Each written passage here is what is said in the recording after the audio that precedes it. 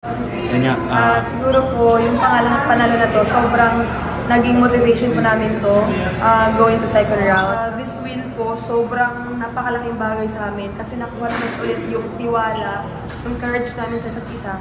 Sobrang laking bagay po sa amin to para makuha pa yung gusto namin at mag-give namin yung best namin going second round. Gusto ko lang din po nasabihin na, na personally, binibigay ko po itong panalon to sa lolo ko na birthday niya ngayon.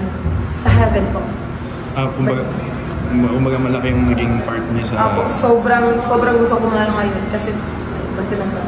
Ano yung mga specific na memories na naaalala mo? Sa kanya. Si Lolo kasi dati, hindi siya ganun ka-supportive like kay Lola. Both po sila wala na. Pero si Lolo kasi, siya yung parang tahimik lang na nagsusupport sa akin na sineselebrate din yung mga success ko. Tapos parang kanina pa lang po, simula pa lang po naging sobrang naiiyak na ako kasi inisip ko na agad na lahat ng to para kay Lolo. Lahat ng to i-gift ko sa kanya sa birthday niya ngayon.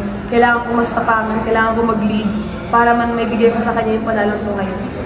So, sobrang, bukod sa first win nyo, sobrang special talaga. Sobrang special po, sobrang. Hindi ko nga po na-expect na birthday niya pala ngayon yung game namin. Since ngayon nga, nangyari. So, yun po yung binigay ko po yung puso ko doon kasi alam kong para kay Lolo ko sa akin. Anong pangalan? Lolo po. Fernando Bustrillo Sr. po. Tapos gaano katagal na siya?